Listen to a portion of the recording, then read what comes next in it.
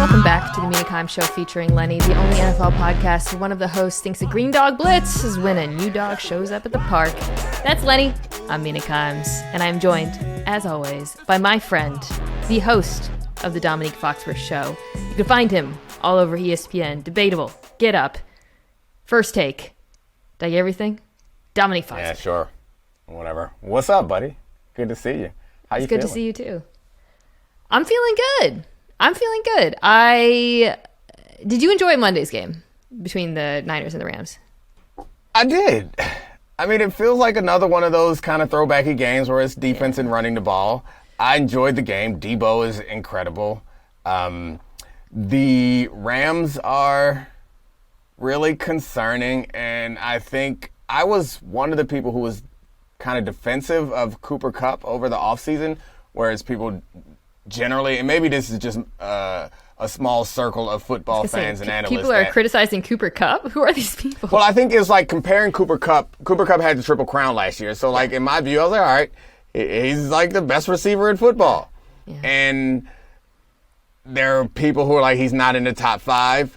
And last night, I mean, as far as like talented receivers, if you're drafting right now, is Cooper Kupp one of the first 5 receivers you would draft? And my answer over the summer was yes. And partly last night's game is like an argument for why he's not, because his effectiveness is moving the chains, and he doesn't scare defenses. And that's when you have a bad offensive line, when you're weak on the offensive line, it allows teams to blitz and play more aggressively than they normally would have if they're not afraid of Allen Robinson or Cooper Kupp, like, breaking their defense. Well, I think they're afraid of Cooper Kupp. I mean, it looked like he was doubled or bracketed on... Yeah. I mean, well, the problem is, but he is their whole offense right now, right? Like, he is... So, okay. I would push back on that. It didn't feel like he was doubled very often. And when they did double him, they bracketed him because they're afraid of him doing an option route and getting a first down. It's very different. You don't bracket a receiver that can run past you. So that's a whole nother ball of wax. I hear you. I hear what you're saying. No, there's an explosiveness maybe that's not as threatening as like a, I don't know, Jamar Chase or a Justin Jefferson or, well, we'll talk about Deebo Samuel in a second. Yeah, I think this was a good example of, like, you can't build the whole plane out of Cooper Kupp, because even if he is getting you, 7-8 yards at a time or whatever, if you can't do anything else, that's just the offense is just so tight. And, moving forward, we will talk about the Niners defense momentarily and whether or not they're the best in the league. That was my first winner, by the way, when we started the podcast on week 1 was the Niners defense. And they certainly lived up to that. But I'll start here. I am legitimately concerned about this Rams offense, because if you can't run the ball and you can't pass protect, you can't do much, Domonique. And now, when he throws, I think with Matt Stafford, those interceptions have always been there, but he's streaky about it, right? And it feels like, okay, well, if all these other things are going wrong and Matt Stafford is pressing, as he clearly was in this game, that's when bad things start to happen with him. Right. And the answer to a team that's really aggressively blitzing you is screens is one of the answers. If the screen goes for 6, what the hell can you do? And it feels like there's so many things wrong. And part of this is you make trade-offs. And one of the trade-offs from the F them picks philosophy is you have less room for error. You have to make all your offseason acquisitions have to work, and Allen Robinson hasn't worked. And they're in a situation now where, like, if you look at the last several years as a collection of years, then you're like, all right, we got a Super Bowl out of it. It was worth it. But now you got to pay for that Super Bowl. Yeah, I think you're right. Last night I thought was a really good exhibition for, they're a little bit worse in a lot of places. Whether it's, you can really go across the roster. You lose not just Andrew Whitworth, but the interior of the offensive line. Guys have moved on. You draft Logan Bruss this year in the second round. He immediately gets hurt in the preseason. And so that's a problem. Wide receiver wise, you mentioned they signed Allen Robinson, who's been pretty ineffective for them thus far. Tutu Atwell was a second-round draft pick. He was a healthy scratch. So that's an issue. Von Miller on the other side. They're not getting any pass rush outside of Aaron Donald. That was actually really striking to me, how little of a pass rush they got outside of Aaron Donald. I mean, Leonard Floyd, I don't think he has a sack so far this season. And when you play next to Aaron Donald, you should have some sacks through the first 4 games of the season because the opportunities are there. And, they were moving Aaron Donald around trying to take advantage of matchups on that Niners, injured offensive line at left tackle. They shouldn't have to move him. I mean, it's good to have that in your arsenal, but because of the double teams he commands, everyone else gets one-on-ones. You should be able to get something going. And then, in the secondary, again, players have moved on. Darius Williams now in Jacksonville. All of a sudden, although I do actually think the young corners look pretty good, but all of a sudden, just across the board, you're like, oh God, like you said, the margin for error is so small that if you're not improving at a number of positions or you're a little bit worse, suddenly it adds up to a worse team. Yeah, the pressure is a concern, obviously, but I don't know. I mean, I guess in last night's game, it didn't feel like the pressure was, or the lack of pressure was because of lack of personnel, which is probably part of it, but it also felt like they were never in advantageous positions because they also couldn't really stop the run. Yeah. And the 49ers didn't seem to want to do like aggressive drop back passing, which we understand why they wouldn't want to do that. And they didn't. So if the Rams can get a lead and force the opponents and also stop the run, that allows, I think, the D-line to be more effective. So all that stuff is interconnected. Yes, we can be critical of the pass rush that they had, but it's also I'm trying to think back, and my memory could be a little hazy, but I remember very few times that Jimmy Garoppolo just did straight drop back. I remember several times where they gashed him for effective runs. Yeah, and it felt like they really had their number too in terms of the pass rush. Had answers for the blitz, and every time that the Rams defensive line was over aggressive in their pursuit of either the run or the pass, Shanahan seemed to just have the counterpunch, whether it's that wham block or whether it's, going to Deebo Samuel when you get Aaron Donald coming off the left side. It just felt like they were a step ahead the entire game on that side of the ball. Whereas on the other side, D'Amico Ryans went nuts in this game with the blitz, which, the Troy Aikman and Joe Buck commented on this a lot because it's shocking. The Niners typically don't blitz. They're the third least blitzing team in the NFL coming into this game. They blitzed Matthew Stafford on, I believe, nearly 50% of dropbacks. And it felt like, you talked a little bit about the screens. It just felt like the Rams, for so much of the game, didn't have a counter for that, especially in key moments in the red zone, which is really, there were times where they could actually put together a few ball drives and kind of get there. But once they got into the red zone, they just really didn't have an answer for it. Yeah, I'm thinking back to that one pass that Matthew Stafford just threw well behind. I think it might have been Higbee that should have been intercepted and it was dropped. The night could have been even worse. But yeah, they didn't seem to have. And red zone efficiency, as you know, is often a little bit cyclical and random, but it felt last night, with the exception of that one pass, that they just got down there, and I guess it just speaks to the whole game is they don't have much. Yeah. They got one punch, and it's a jab. No disrespect to Cooper Kupp, but his punch is a jab, and they don't have any knockouts. It feels like McVay is having to work so hard for every down. I think that's it, right? First of all, we know scheming around a bad offensive line, you have to cut your playbook in half just as a starting point, and the inside of the offensive line is bad now. And then the fact that you can't run the ball, really, I would say both inside and outside, is an issue for a couple of reasons. I think some of that's on the blocking. I also think, Cam Akers just doesn't have the juice right now. Honestly, still coming back off of that injury, of course. But then it's okay, well, he's using Skoranek as a fullback, and sometimes that works, but sometimes he's going to, go one-on-one with, was it Nick Bosa you blew by? Or you bring in Allen Robinson because he's supposed to help you in the red zone. By the way, they weren't good in the red zone last year either. It was one area where the Rams were weak. You get him there, you line him up, you throw him the fade, he ain't coming down with the football. He's got drops there. And all of a sudden it's like, okay, well, what else can you do here? Because you're running out of, like you said, like almost like weapons. Yeah. That Skoranek thing is really depressing when you are playing against the 49ers in particular. Yeah. Because they're like, we got a wide receiver that can do a lot of things. He's not going to have any catches and he's going to play fullback. And then you look over, like, we have a wide receiver named Debo that actually can do a lot of things. So, yeah, like, a lot of useful things. Oh, my God. Let's talk about Debo for a second. Do you think he is the most dangerous player in the NFL with the ball in his hands outside of Lamar? I mean, Tyreek Hill also. I mean, I wouldn't argue with anyone who said that Debo was that guy. But, I mean, I think there's a couple guys that are up there. But, yeah, Debo, it's different than Tyreek Hill. Debo is, I was going to say like a running back, but he is a running back at times who gets out there. And, like, he ran through Jalen Ramsey's tackle. Like, Jalen Ramsey's not a small guy. He's not afraid to tackle. He's not a corner who's not physical. And Debo just ran through it like you would expect a running back to do. It's something special. And then he pulls away from people.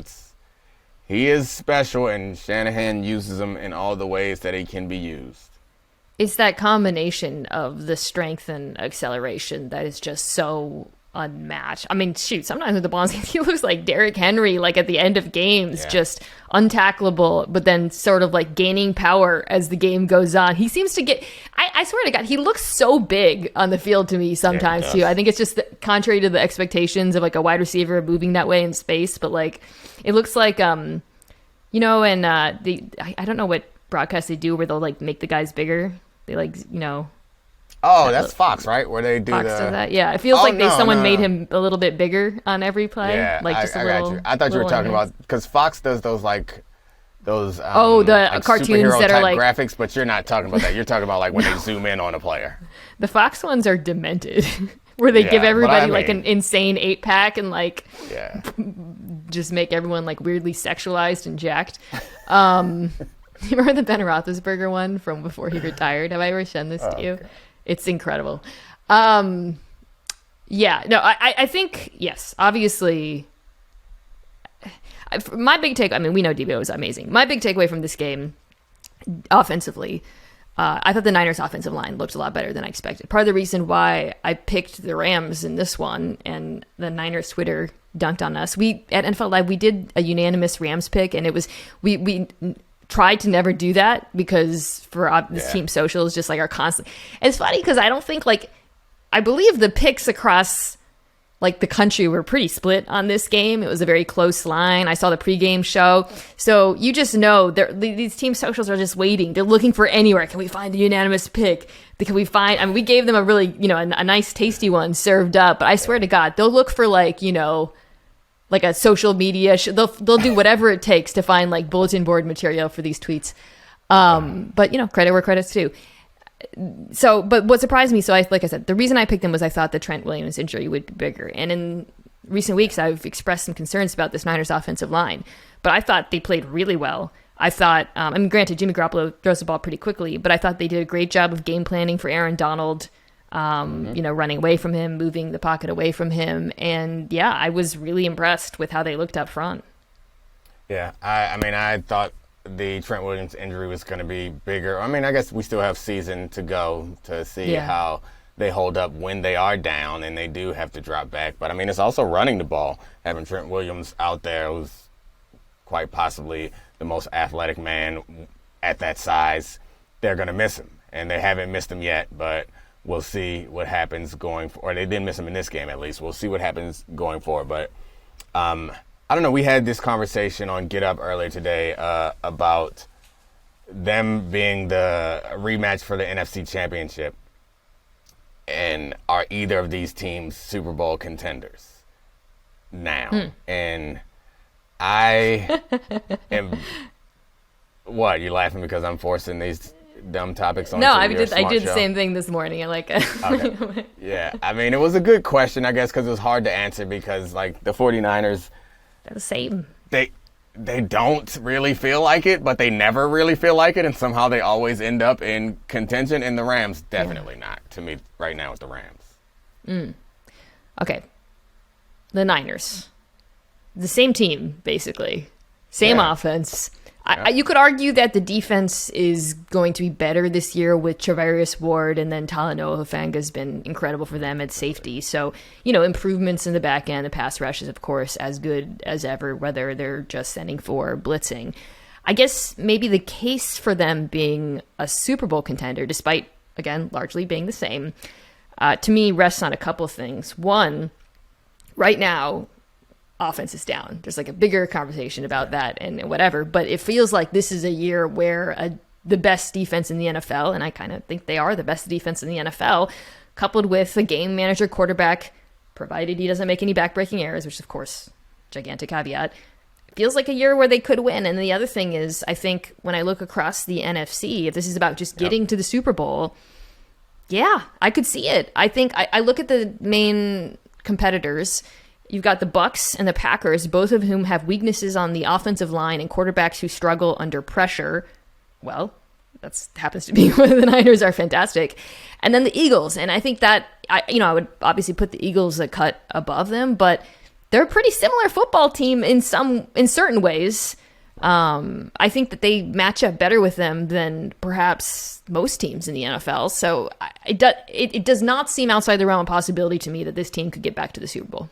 Right. Yeah, I think I landed on the same thing. The Eagles seem to be a bit cut above, in part because their depth is everyone's going to have injuries. They're more built to survive them because they're so deep, and they have guys that they can rely on, like two at all the important positions, from receiver to offensive tackle to cornerback. They have guys that they can trust there, and that is something the question, the reason why, and I guess the strike against the Eagles is the quarterback, even though he's been great this year, it's like they played not so great opponents, I guess. Maybe he doesn't have that highest level, even though he's shown it so far in the regular season. But that strike doesn't hold up that well if you're looking at the 49ers. Yeah. Because they also have a quarterback who has huge question marks and, frankly, is probably less talented than Jalen Hurts.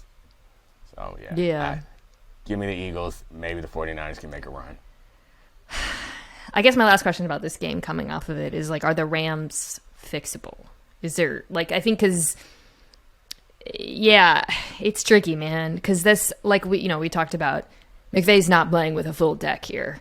The offense. I think the defense can get things, and play better than they did yesterday. They weren't terrible by any means. But offensively, it feels like they don't really have. There were players who were hurt on that offensive line and will get back, but they're still. It's not the group that it was in recent years, even at full strength. And then in terms of the weapons, at some point, I guess they can get OBJ in the mix, which certainly is a game changer for them on offense. Just because of, there's a million reasons why, but having Cooper Kupp not be first, second, and third option on every play, having defenses having to account for another wide receiver would certainly help. I thought one thing I noticed in this game was they used a teeny bit of 12 personnel to try to help out the offensive line, and actually on those plays were pretty successful. So their number 2 tight end right now is suspended, Bryson Hopkins. I'm really reaching, man. I'm like, their backup tight end might come in and save this, but they just need bodies, honestly, to try to make life a little bit harder for defenses.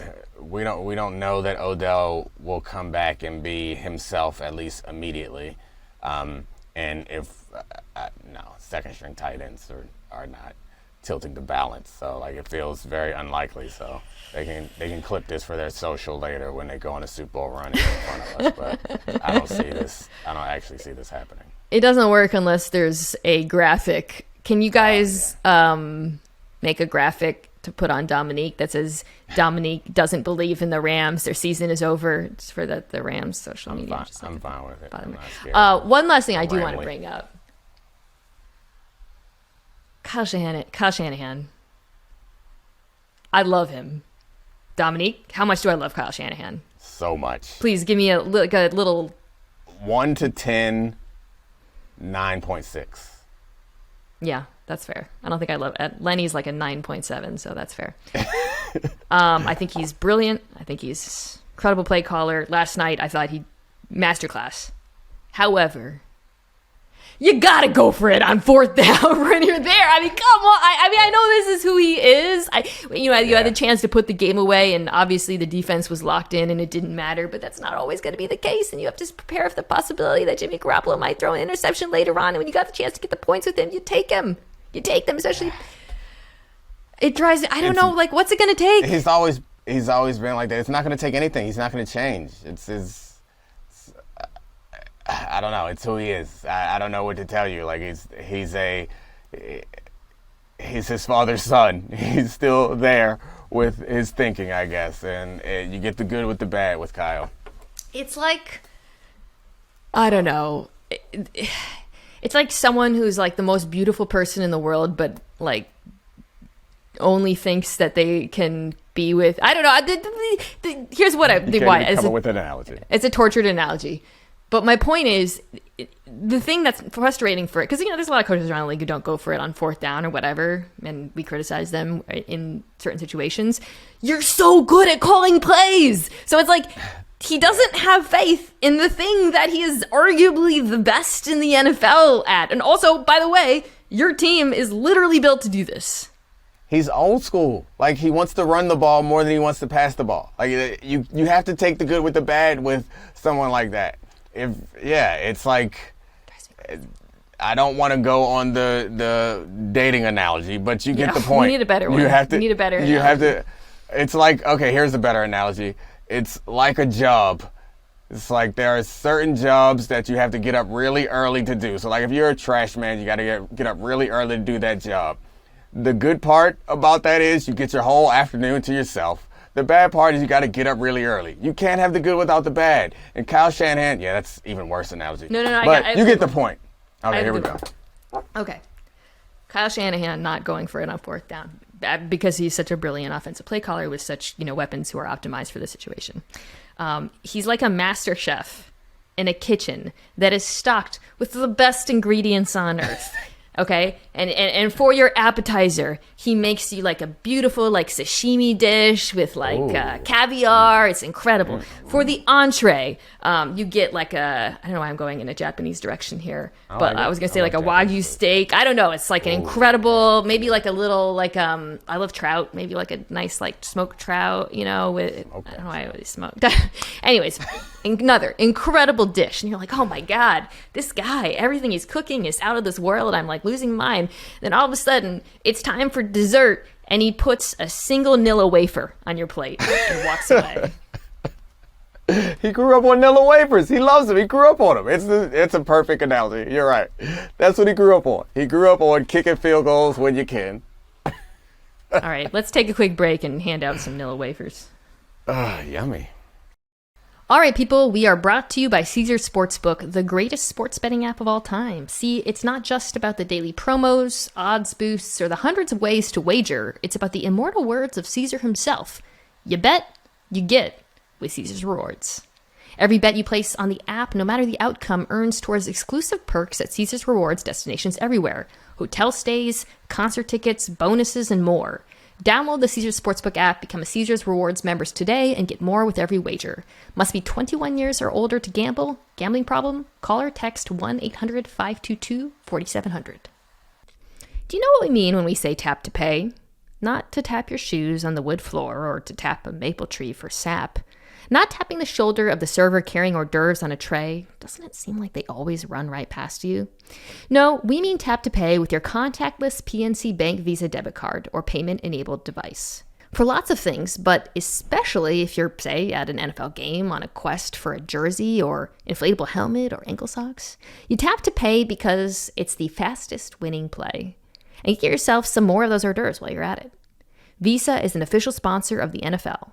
PNC Bank, National Association. Member FDIC. PNC does not charge a fee for mobile banking. However, third-party message and data rates may apply. All right, we are back. So, last week... Let's be transparent. Just be transparent about the winners and losers. Just tell them everything. Go right ahead. You want me to tell them or you want to tell them? You tell them. You tell them. No, I don't want to tell them. You tell them. It's your show. You tell them what happened. Okay. First of all, it's Winners and Woofs. We're trying to make this happen, Domonique. I'm sorry, I'll commit to that. I'm committed to Winners and Woofs. You tell them what happened with the Winners and Woofs. So I sent an email for the show, just so everybody knows what are going to be mine. And I think I write in my email, Eugene Cyril Smith, Geno Smith. Yes. And is my winner, and Kenny Pickett is my woof. Domonique writes back with his winner and woof. Tell them what you said.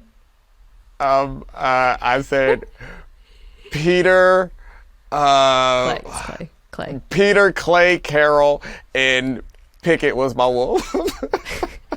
The whole point of this is it's supposed to give us an opportunity to talk about 4 news subjects, and I just stole Mina's because I didn't read her email. I also did the middle name thing without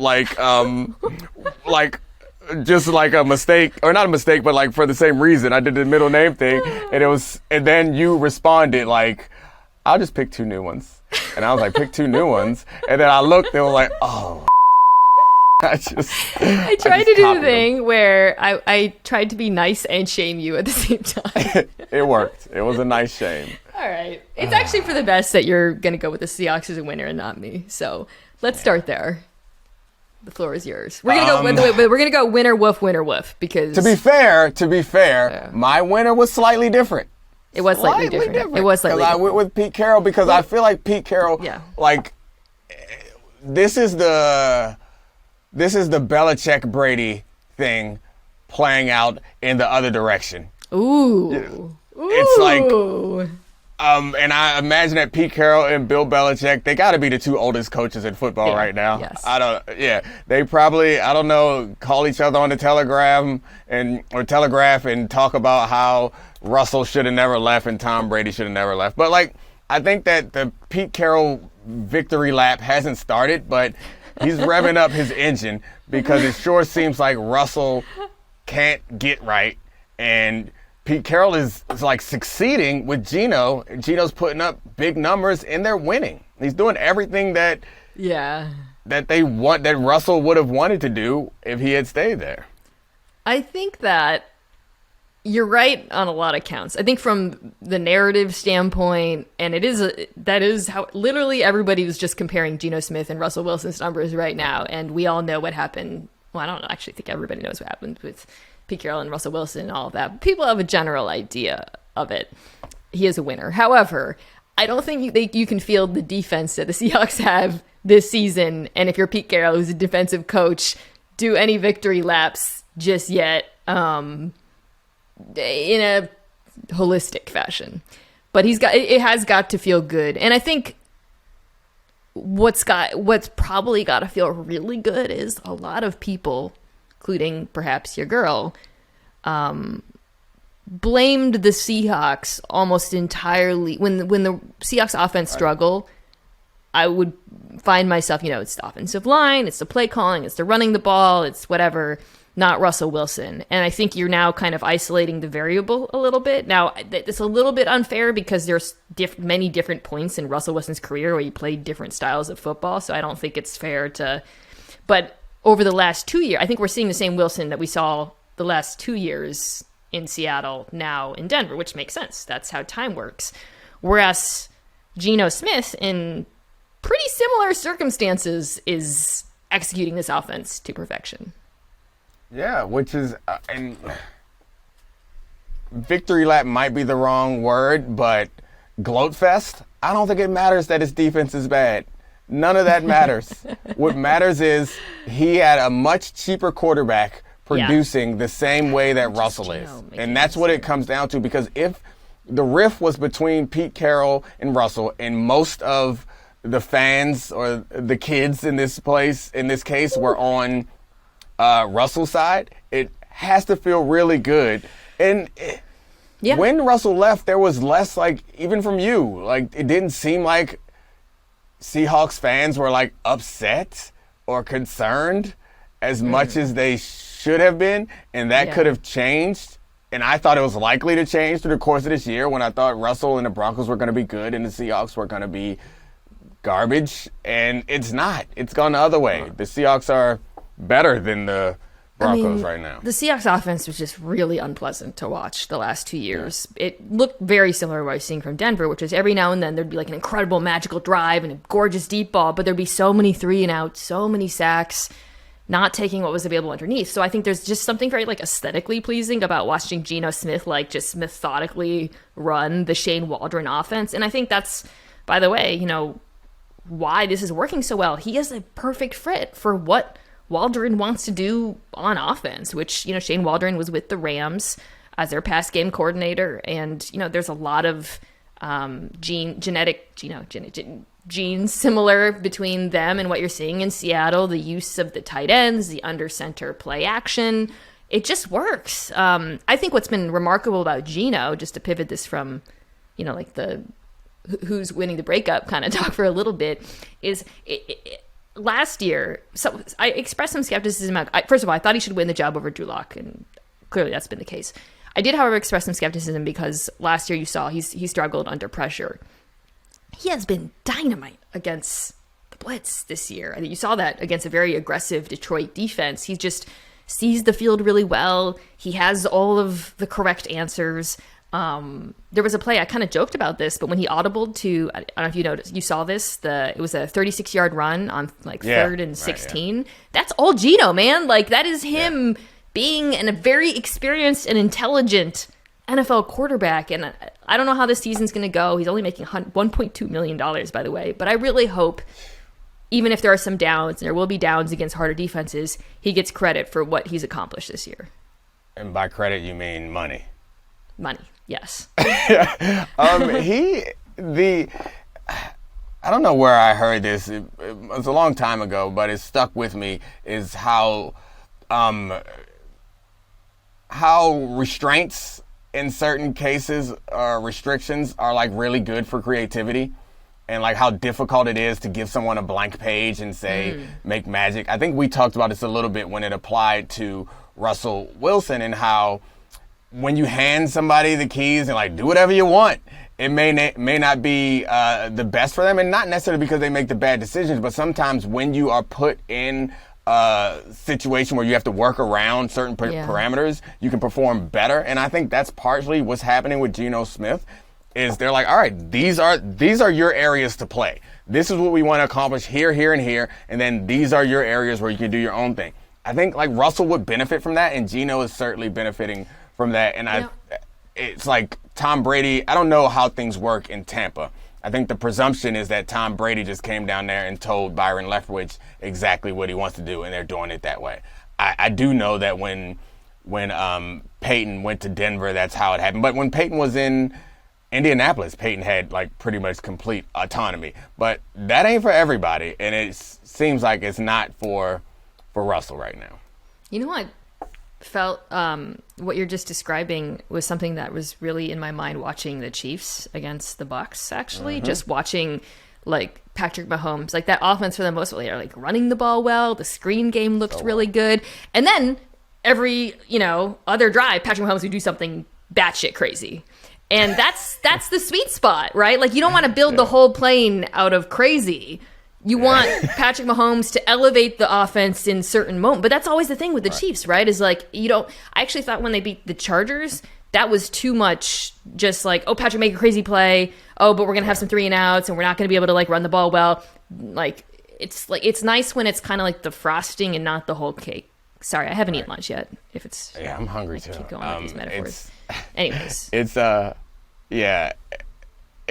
I think that partially like ruins some quarterbacks that think that they can be frosting all the time, but you can't. It's not a good idea. I was looking at some Chiefs numbers. I know this isn't what we're talking about, but I looked at how well they're running the ball against blocking disadvantages, and they are really, really good at it and committed to it, which surprised me. I was trying to figure out like how this offense could be so good without Tyreek Hill, and I think that's the answer, is that is that Bieniemy and Reed are like, you know what?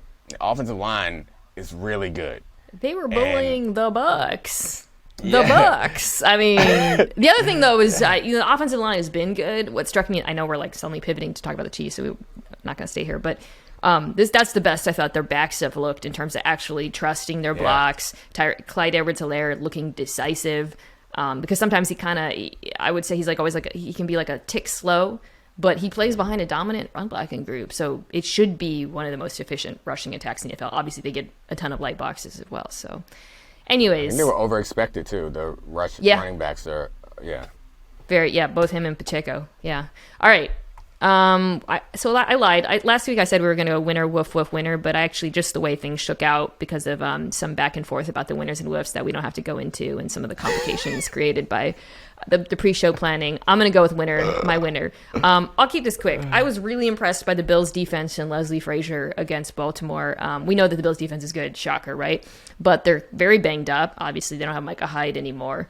And what impressed me was some of the adjustments they made at halftime. So I think that there's no blueprint for playing Lamar, but I thought this is about as good as it gets in terms of the right approach, which is, mostly in nickel.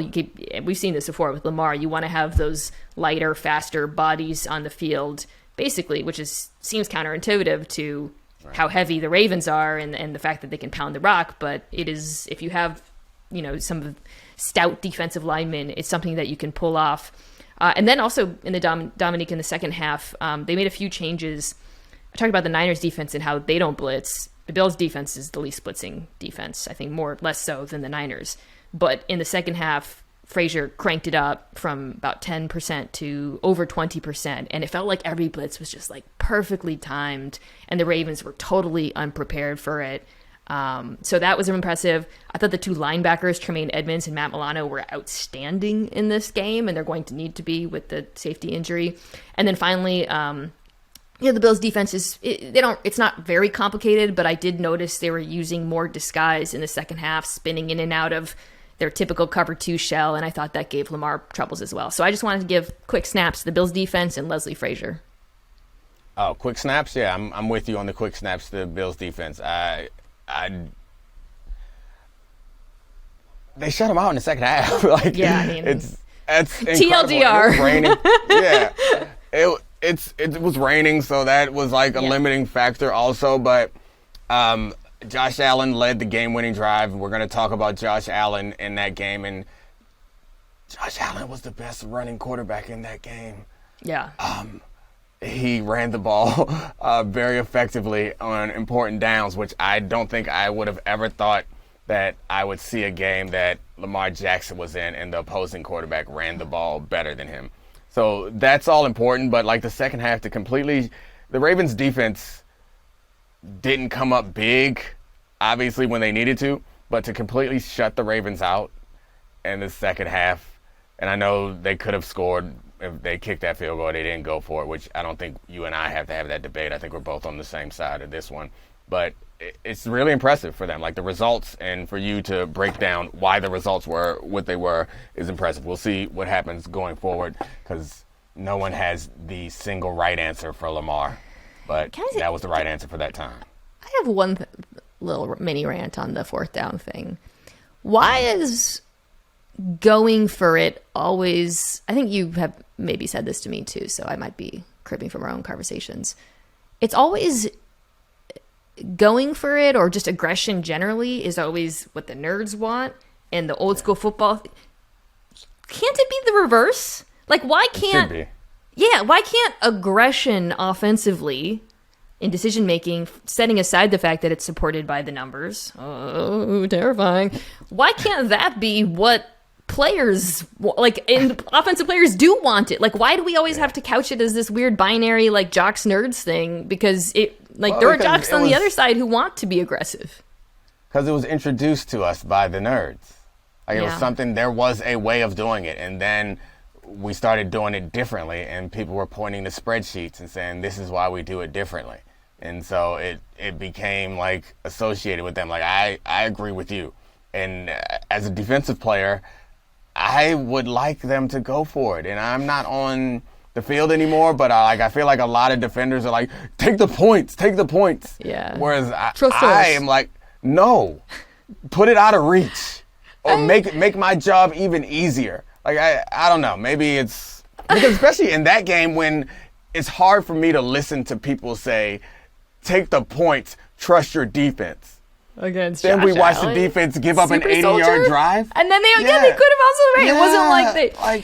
There was a penalty in there that was iffy, the roughing the passer. They might have stopped him there. But in general. That was really stupid. Yeah. So Marcus Peters got into it with Harbaugh, and people were like, see, a defensive player is angry. And I'm like, guys, I know Marcus Peters has been out for a year, but can I remind you of his history on the sidelines in both college and the NFL? It's a little bit not an unusual situation for him. All right, your woof, and then my woof. The reason I've structured this way is because my woof's sad, and there's no way we could pivot from my woof to be like, so how about the Bills defense? So you go first. All your woofs are, all the winners and all the woofs are yours. You get to claim them all this week. What am I doing now? The wolf, Kenny Pickett. And it's not even so much his performance. I can defend him in his performance in that game. Like, it's fine. He got thrown in the middle. It's his future. I think, who was I talking to? I really love the Amtrak employees. I go up on the Salad to New York from D.C. to New York and back every Monday and Wednesday. And I've gotten to know a lot of the guys who work the train and the women who work the train. I love them. They're great people. They're my friends now. They got takes. And one of them's a Steeler fan, and he was like, Kenny Pickett, the Kenny Pickett era is starting. That game was ugly, but like our O-line can protect now. And I'm like, oh, brother, get them expectations low, my friend. And he was like, he wasn't ready. The last interception was a Hail Mary, blah, blah, blah. I was like, okay, yeah, but this ain't the answer. TJ Watt ain't there. The O-line is doing better protecting, but they still can't run the ball.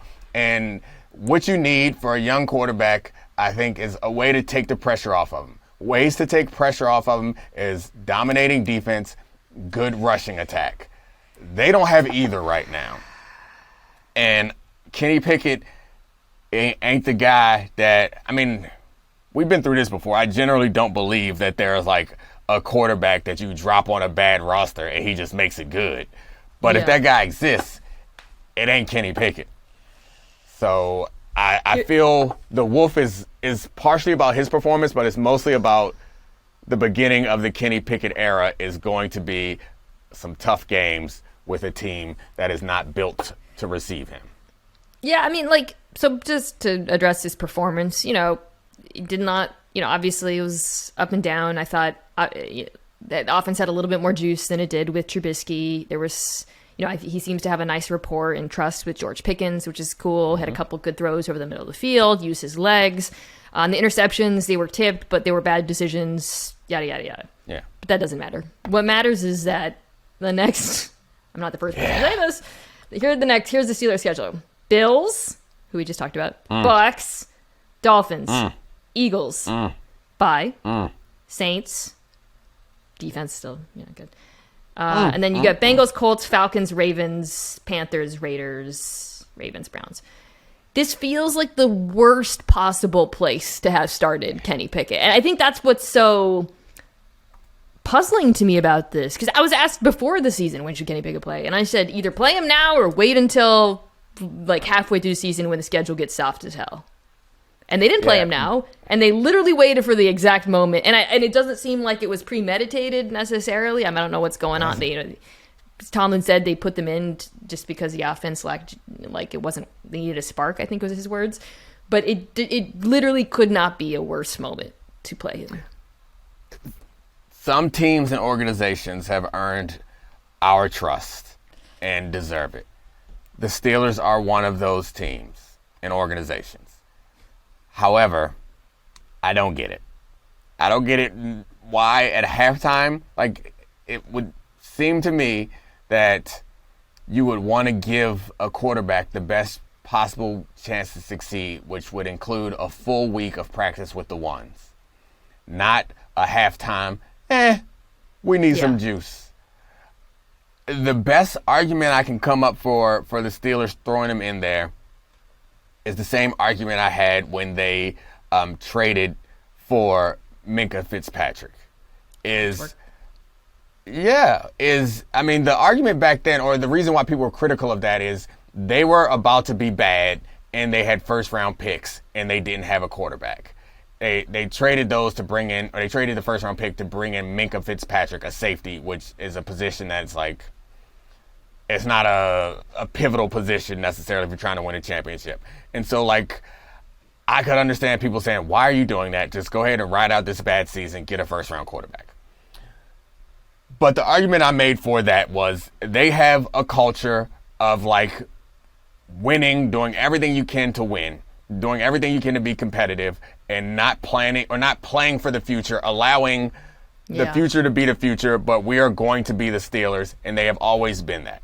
And I guess that is the argument, is like, we got into halftime, and damn all of your, like, plans and whatever. We want to ease Kenny in. We want to prepare him right. We want to win today. The best chance for us to win is not with Mitchell Trubisky.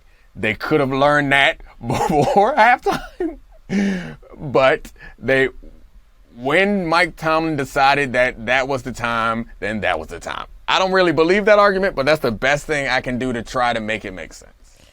I will say, most of my argument is about the competition, because I do think there are pieces here for a good offense. The offensive line is playing better. The skill players are really good, and I think Kenny Pickett can be better than Mitchell Trubisky. It's just the timing. All right. We got about 10 minutes to solve concussions. Are you ready? Let's do it. So that's my final woof. I haven't talked about it on this show. And the woof for me is the NFL, the concussion protocol, our belief in it, the fact that basically for years we've kind of stopped talking about it. And I think that's what struck me the most, Domonique, about everything that's happened over the last couple of weeks with Tua Tagovailoa. And then since then, I think a renewed focus on concussions throughout the league. Seeing Cameron Brate, Bucs tight end, come back into the game. Tony Dungy was critical of that decision, said he was staggering, and the Bucs have said, well, he said he had a shoulder injury. And I think the thing that we all agree on now coming out of this is self-reporting doesn't work. I would recommend people go listen to Alex Smith was on ESPN Daily with Pablo Torre and talked about how he had, like, basically deceived and easily passed tests to get away with it. I don't know I'm sure the tests have changed since then, but it doesn't work. And I think the question is, what does work? And I don't think there's a simple answer for that. But for me, like, the most important thing now is trying to think of a less crude way to say we got to be on their every time a player looks to be concussed and goes back into the game, there has to be Tua level scrutiny. I think that's the only thing that's going to work, is frankly an abundance of caution. And that's not going to solve concussion football. This is, it's part of the game. You talked about it. I thought you articulated it really well this morning. But as far as, like, the media and fans and everything that we can do, we have to be less trusting than ever. And I think that's really where the complacency has kicked in, is we've all just been way too trusting for the last few years. Yeah, the ESPN Daily episode was really good with Alex Smith. People should listen to it if you haven't already. Alex did a very good job of articulating the motivation to get back out there, and also of how easy it is to beat the test, because it's not a break that you can x-ray. It's subjective, and you can probably come back to, like, some level of awareness more quickly, but it doesn't mean that your brain hasn't been impacted. So, and it doesn't mean that you aren't susceptible to, like, a second concussion syndrome. You can still answer all the questions as quickly as possible, and you can still pass all of the physical tests that they ask, and your brain still be in jeopardy, which is why if somebody shows those, like, wobbling or grab their head or something like that, yes, abundance of caution. But I think my point through all of this is the point of the concussion protocol is kind of to protect us, because, like, make us feel like there's at least something in place. It's to protect us from confronting the fact that, like, right, football is really freaking cool. And it's so fun to watch and very fun to play. And none of us want to give that up.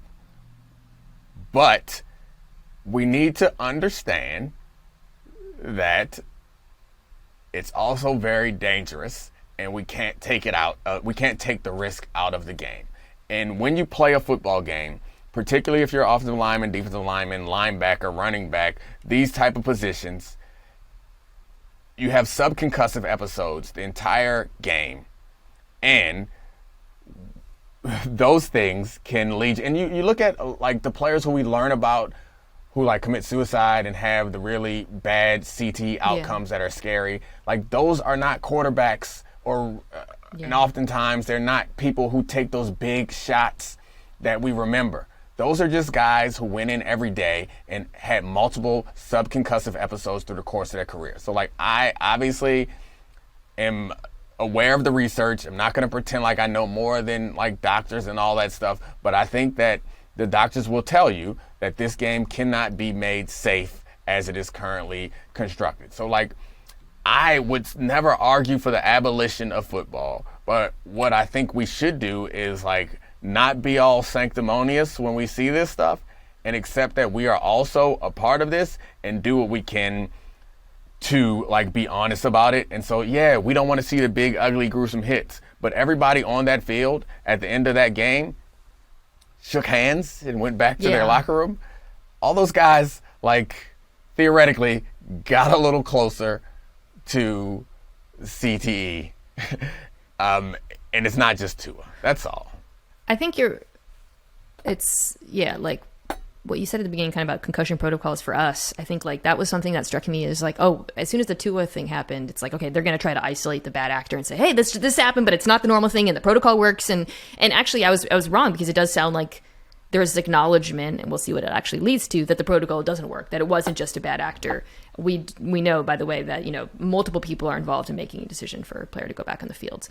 But your point is well taken. Like, there has to be some degree of acceptance that this is not going to be legislated out of the sport. It can't be solved easily with a little tweak like, oh, we're going to have a better spotter and we're going to have a better test. It's not going to solve it. However, I also think we can accept those things and put pressure on the league to raise the bar, because the bar right now is clearly too low, and it's low for a number of reasons, one of which is like, you know, I said, like, I think we've just stopped paying attention to it altogether.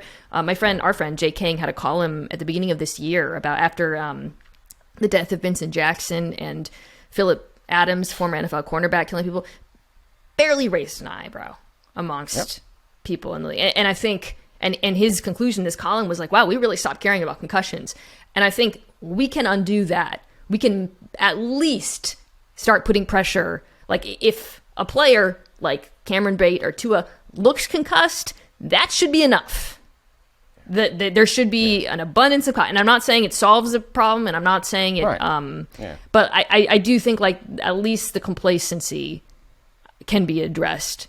And that starts with, you know, I myself, like, I said this on NFL Live, when Tua came back on Monday, I didn't say about it.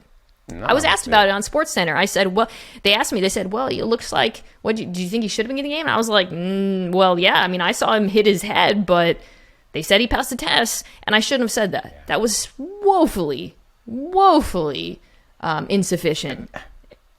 And that's my point, is like, we need to take responsibility. That's what I said this morning, is like, McDaniel should take responsibility for his part in it. We need to take responsibility for our part in it. And by we, I mean analysts, and I mean fans, and all of us who were like repulsed by him being out there and repulsed by the fencing reaction. Is like, we need to keep that same intensity all the way through, and apply it to as many things as we can apply it to. It's a hard thing to do. It's human nature. I understand it. It's like, across society, any issues that we have, like, we just don't want to look at them. We don't actually want to address them. We just don't want to look at them, from George Floyd to anything else. So, like, I'm sorry it's going way off of topic, but it just feels like some part of human nature that we need to figure out how we can hold ourselves accountable and address it.